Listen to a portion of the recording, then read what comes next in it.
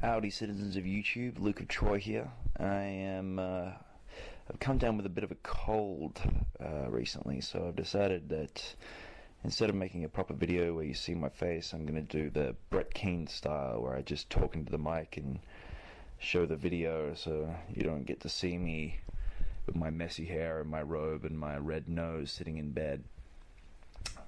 But yeah, I made a video response to one of Together for Pieces videos a long time ago now, and I felt it was relevant to this one, so I posted it, or reposted it as a response. And Jack said he thought it was interesting, but he wanted me to make a new video responding to these specific questions. So that's what this is about. So let's have a look at these questions. First question is, are there any values intrinsic to atheism?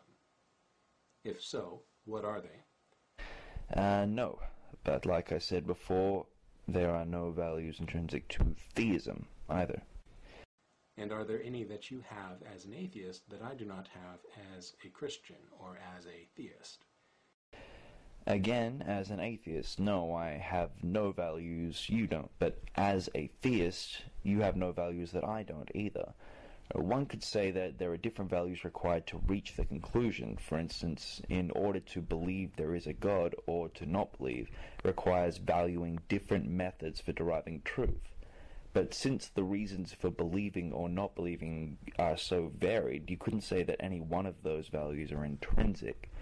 For instance, your methods of truth will likely differ from Fred Phelps, while mine differs from atheistic supernaturalists like believers in ghosts or empathetic universal forces. He also asked about the value differences as a Christian compared to an atheist, and like I said before, Christianity is not the correct counterpoint to atheism. But I'd like to point out the fact that there are Christians that have completely different value systems to you. Look at Venom Fang X, look at Westboro Baptist Church.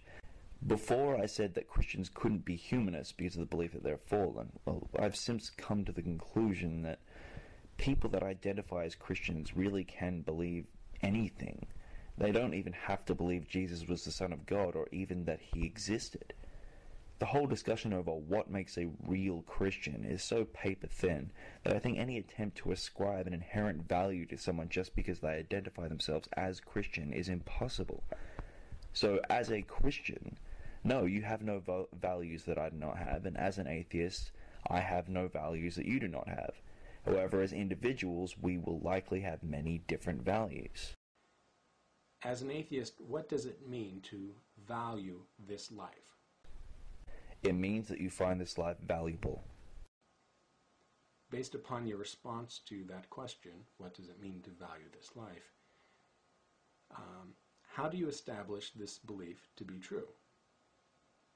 Assuming you've established this belief as being true, is it true for everyone or just you? Establishing the truth of a subjective experience is easy. If you ask yourself, do I feel cold, and the answer is yes, then you have established that it is true that you feel cold.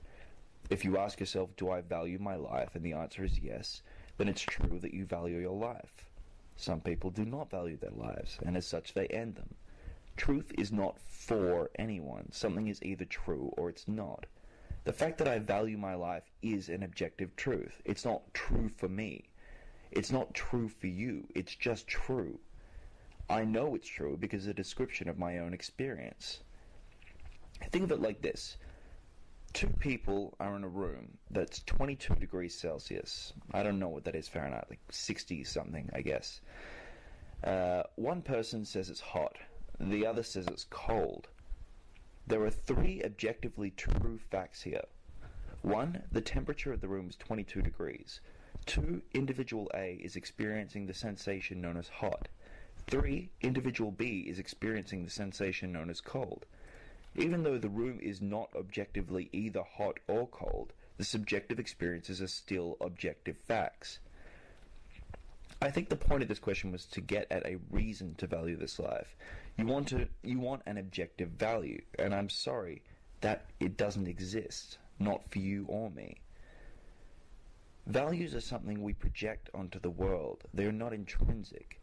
Even someone that believes in Christian mythology may value the prospect of hell over heaven. It's entirely possible, and it in fact does happen. But it doesn't in any way take away from this value. In fact, in my opinion, it enhances it. Consider a game of chess. When you play the game, it is an absolutely independent event. God doesn't judge you for it. There's nothing really positive or negative about it. It's just a pleasurable experience.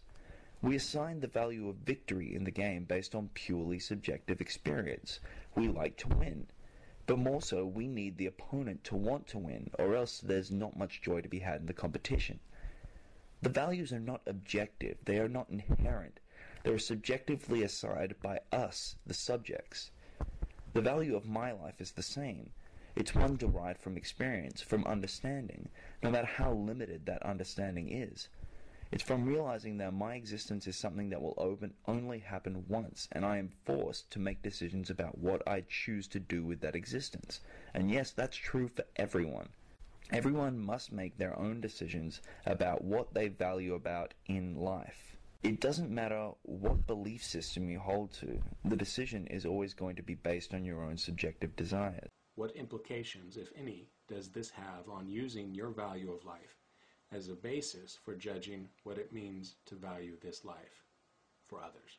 Well, like I said, the necessity of deriving value based on subjective experience, regardless of whether it's a game of chess, a family heirloom, or the whole of life itself, means what you happen to believe about the existence or non-existence of God makes no difference to your dilemma of deciding what you personally value about those things. This has no greater implication. To be honest, I found this question a little clumsy and confusing. Perhaps you could tell me how believing in God changes the way in which you assign value to life. Not changes the values themselves, but the way in which you assign value, the way you measure what is and is not valuable, and then tell me what the implications of that are for other people. Rightio, I think that pretty much sums it all up. Look forward to hearing your response.